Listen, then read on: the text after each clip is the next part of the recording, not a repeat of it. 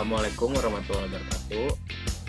Kami dari kelompok 4 akan menjelaskan mengenai struktur secondary storage. Pertama, perkenalkan nama saya Muhammad Arif Fauzan dan rekan saya. Dan saya Arif Halim Dipika. Dan saya Matsmulki Haikal. Dalam struktur secondary storage, kita memiliki 5 pokok bahasan. Yang pertama itu ada mass storage struktur, yang kedua itu ada distruktur, dan yang ketiga itu ada disk attachment, dan keempat ada disk scheduling, yang kelima ada disk management. Secondary storage atau memori sekunder adalah penyimpanan yang terpisah atau tidak berhubungan langsung dengan Central Processing Unit atau CPU. Jadi, memori sekunder ini digunakan untuk menyimpan atau menampung data yang lebih besar dan permanen. Bisa juga dikatakan sebagai backup dari memori utama atau sebagai cadangan lah ya dari si memori utama.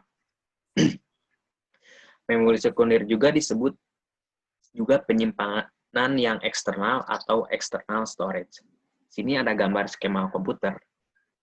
Biasa konsep dari sistem informasi atau konsep dari komputer itu yang pertama itu pasti ada input, kedua itu pasti ada proses, dan ketiga itu pasti ada output.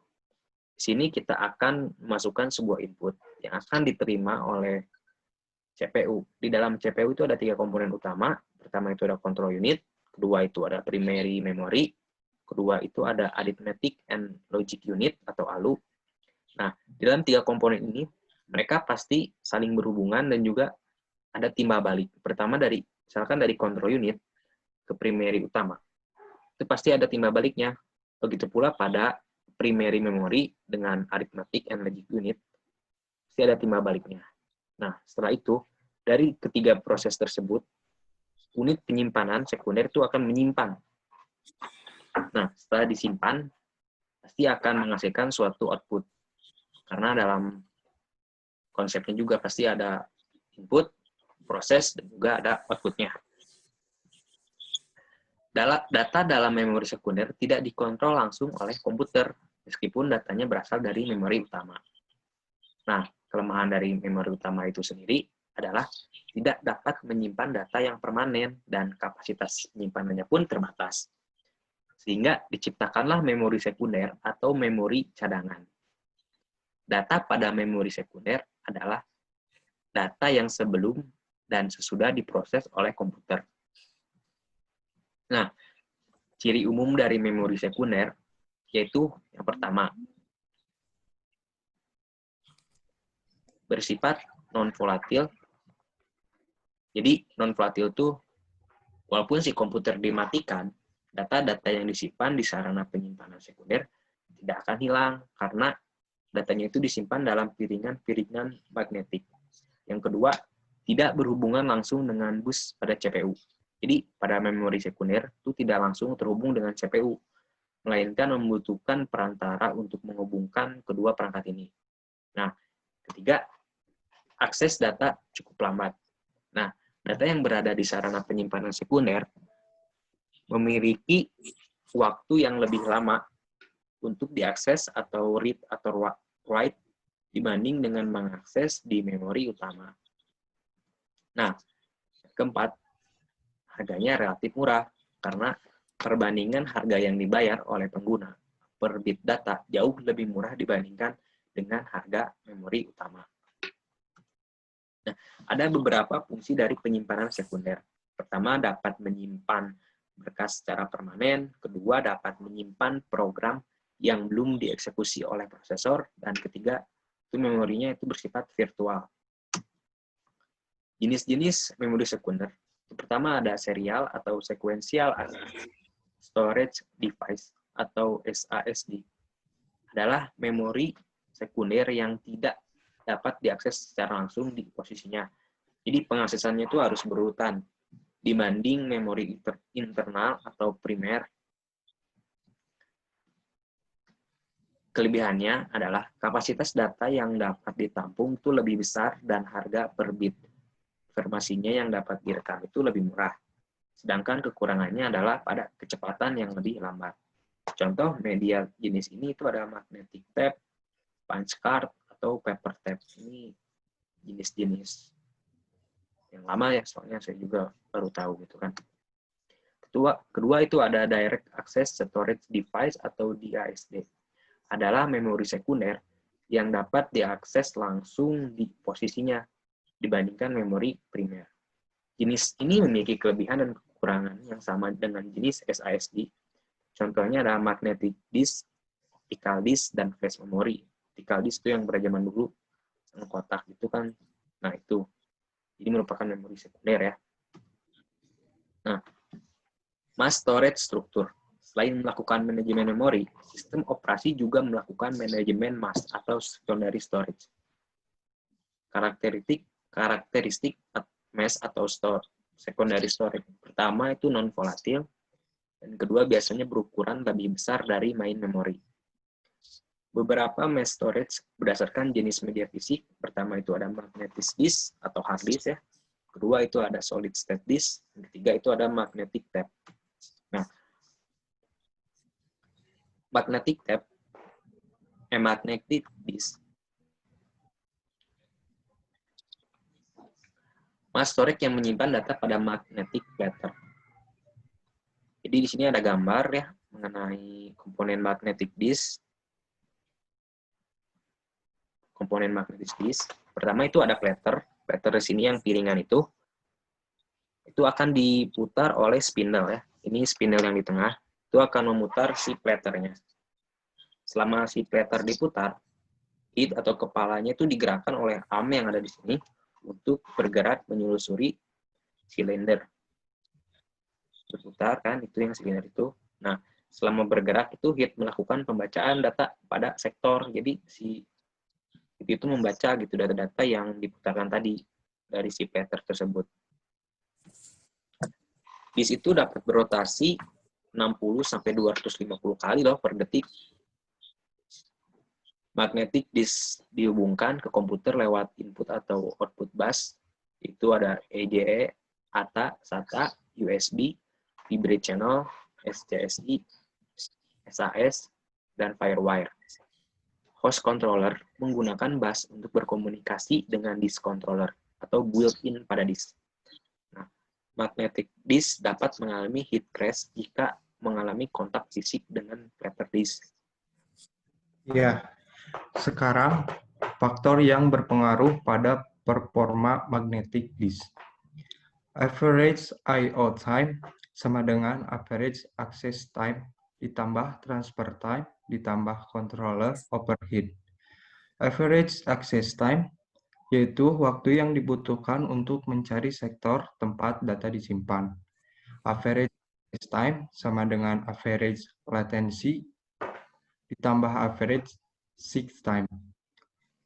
Average latency, waktu yang dibutuhkan untuk disk berotasi, bergantung kecepatan rotasi disk atau RPM.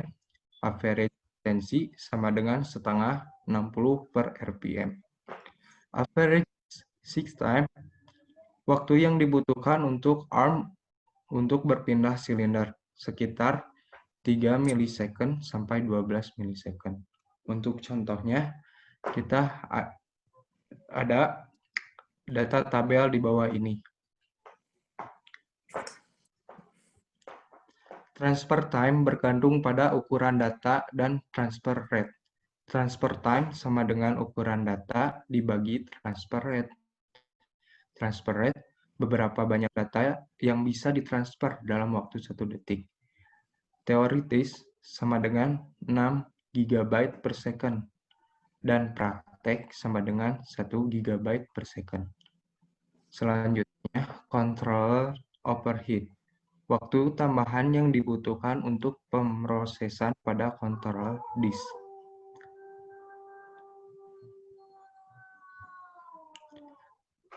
Selanjutnya, solid state disk. Mass storage yang menyimpan data pada chips.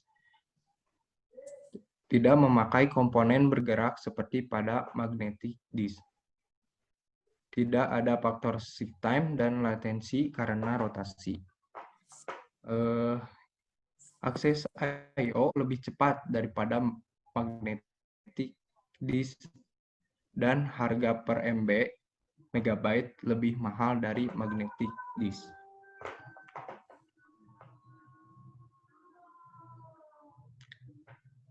Nah, ini contoh solid state disk.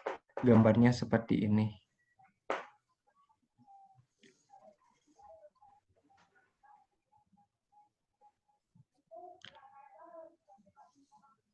Selanjutnya, magnetic tape.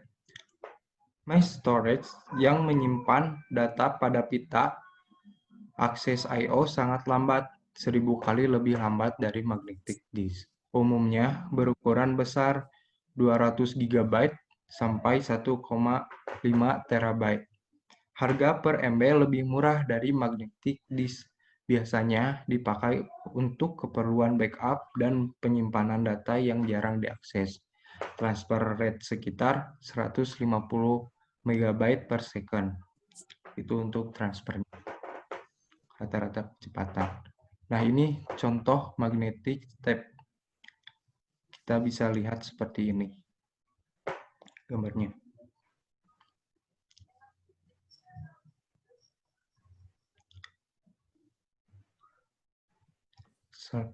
Selanjutnya, disk struktur. Pengalamatan disk drive memakai sebuah array satu dimensi berisi logical blocks. Array satu dimensi tersebut dipetakan secara fisik ke sektor di disk secara sekuensial. Sektor 0 adalah sektor pertama pada track terluar. Pemetaan dilakukan secara berurutan dari bagian terluar ke dalam.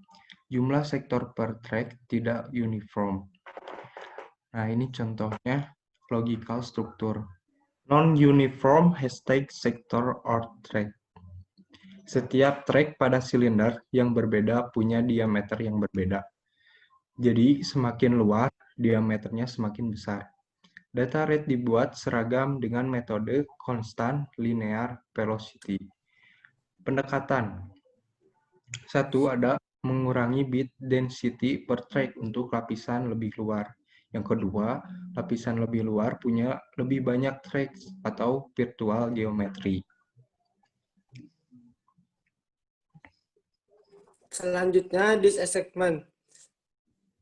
Mass storage yang dipasang pada host tunggal dapat diakses lewat part input atau output yang tersambung ke bus input atau output. Contoh, SCSI, STA, ATA, fiber kabel.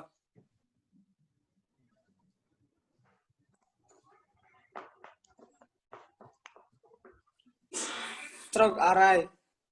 Beberapa mass strokes dapat dihubungkan membentuk satu kesatuan stroke lewat stroke array. Fitur stroke array ada 3, snapshot, replikasi, deduplikasi, distributor.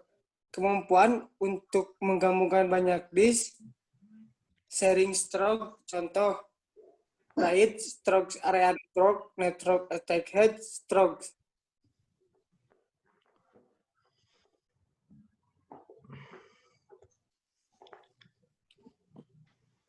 Network attack strokes, beberapa host terhubung lewat jaringan komputer dan berbagai stroke yang dipunyai.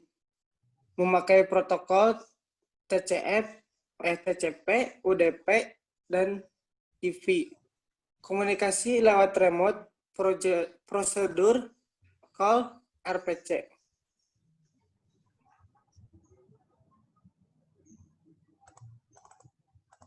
Disk scheduling. Terdapat beberapa entitas yang melakukan request disk input atau output. OS, sistem proses, user proses. Request disk I/O meliputi input, output mode, disk address, memory address, nomor sektor. Disk yang dapat langsung menangani request. Jika disk basi, maka request akan diantrikan.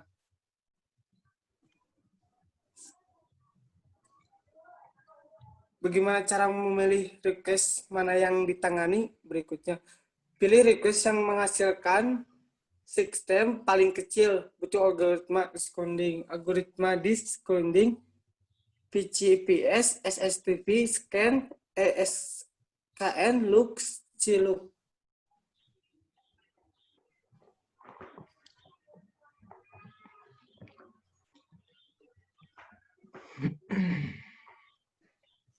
Selanjutnya disk manajemen. Definisi disk merupakan salah satu piranti input atau output, berfungsi sebagai media penyimpanan utama. Saat ini disk yang umumnya adalah disk cakram magnetis hard disk. Contoh gambar di samping. Struktur disk. Secara fisik, disk cakram magnetis terdiri di atas cakram yang tersusun secara vertikal. Kedua, sisi atas bawah pada masing-masing cakram dapat ditulis data kecuali pada permukaan cakram paling atas dan paling bawah. Memiliki struktur 3 dimensi, silinder, track, sektor.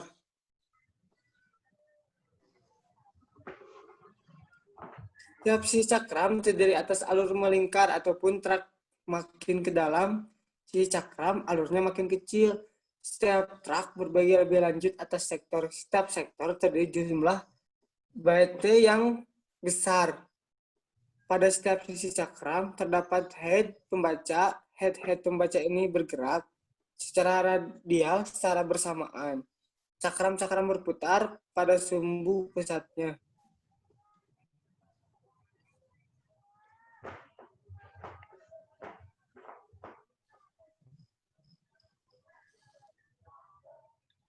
Addressing pengalamatan disk. Disk dialamati secara logika sebagai array satu dimensi. Unit terkecil adalah blok, baik untuk operasi read atau word. Read. Ukuran blok dilakukan atau disusun pada saat pengformatan disk.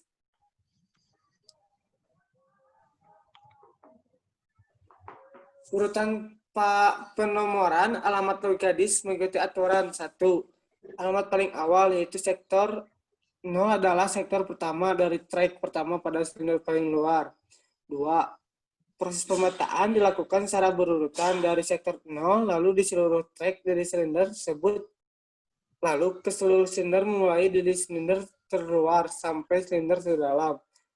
3. Urutan yang mendahulukan silinder yang sama sebelumnya pindah ke track berikutnya bertujuan untuk mengurai perpindahan head pembacaan pada setiap sisi cakram.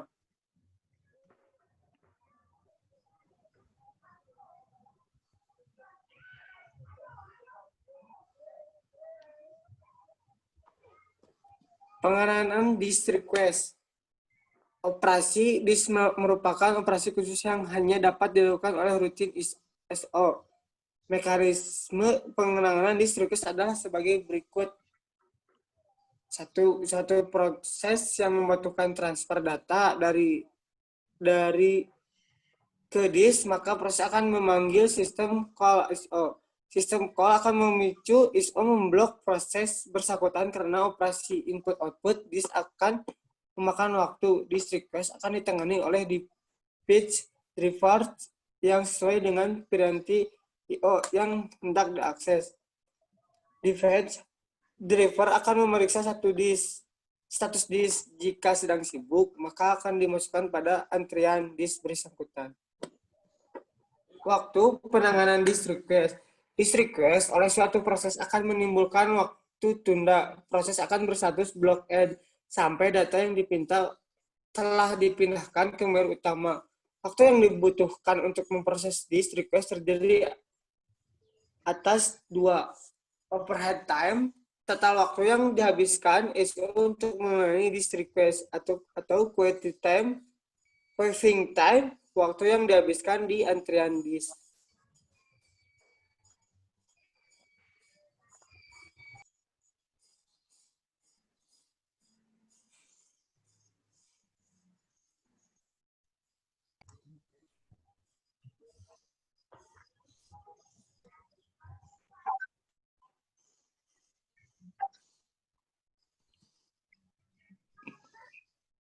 Penjadwalan disk request. terjadi pada sistem multitasking. Berbeda dengan penjadwalan prosesor menjadwalkan disk request ditunjukkan untuk memindahkan total latensi, access time, dan seek time pada transfer data. Contoh algoritma penjadwalan disk antara lain VCVS, Freeze-Com, Freeze Service. Berdasarkan urutan masuknya di antrian, umumnya menghasilkan total access time yang buruk dan terlalu tinggi.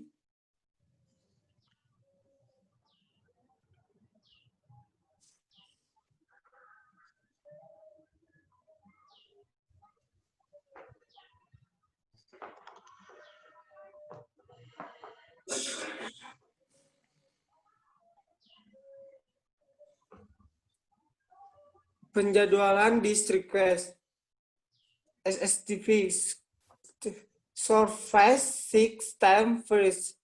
Disk request yang memiliki seek distance yang paling dekat dengan posisi head terkini akan dilayani lebih dahulu. Algoritma ini meminimalkan pergerakan head.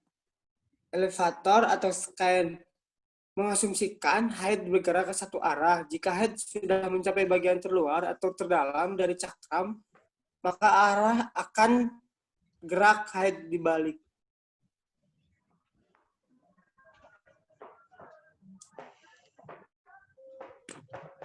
Penjadwalan disk request on-way elevator atau scan mirip dengan elevator scan.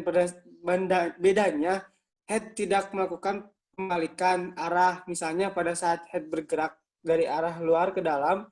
Jika head sudah berada di dalam, maka arah penggerakan head akan dikembalikan keluar lagi. Baru gerak head dilanjutkan lagi selama pengembalian posisi, tidak ada operasi baca atau tulis. Look mirip dengan scan. Bedanya, head tidak perlu melakukan perjalanan penuh dari bagian terluar sampai terdalam. Bila sudah tidak ada disk request lagi, pergerakan head bisa langsung dilakukan sebelum sampai track terdalam. Organisasian disk. Pertama itu ada pemformatan fisik atau low level formatting. Itu ada terbagi menjadi 2 poin. Pertama itu membagi disk dalam keadaan sektor-sektor sehingga disk controller dapat membaca atau menulis. Kedua, operasi ini umumnya dilakukan dari pabrik pembuat disk. Kedua itu ada permartisan atau membagi disk menjadi satu atau lebih partisi. Mempartisi ya, di mana dapat dipandang secara logika sebagai disk yang terpisah. Kedua itu suatu partisi belum dapat ditulis sebelum diformat secara logika. Ketiga, pengformatan secara logika itu ada 2. Pertama, membangun struktur pengelolaan berkas sebelum data atau berkas dapat disimpan ke suatu partisi data, partisi disk. Kedua, itu menentukan unit alokasi berkas atau blok terkecil untuk alokasi berkas. Pada sistem operasi Windows, itu namanya adalah cluster. Nah, keempat, ada alokasi blok booting, itu untuk membangun struktur untuk melakukan operasi booting yang biasanya terletak di awal disk. Seperti Bootstrap, yaitu program kecil untuk inisialisasi booting sistem operasi. Kedua, itu biasa tersimpan di ROM BIOS pada motherboard. 5, itu ada manajemen bad sector, itu untuk mengelola, mencatat, dan mengalihkan bad block, yaitu satu atau lebih sektor yang rusak pada disk ke tempat lain, agar tidak ditulisi data. Nah, mungkin segitu presentasi atau penjelasan dari kami mengenai secondary storage memory. Mohon maaf bila ada kekurangan atau kesalahan kata dari kami. Terima kasih atas perhatiannya. Assalamualaikum warahmatullahi wabarakatuh. Assalamualaikum warahmatullahi wabarakatuh.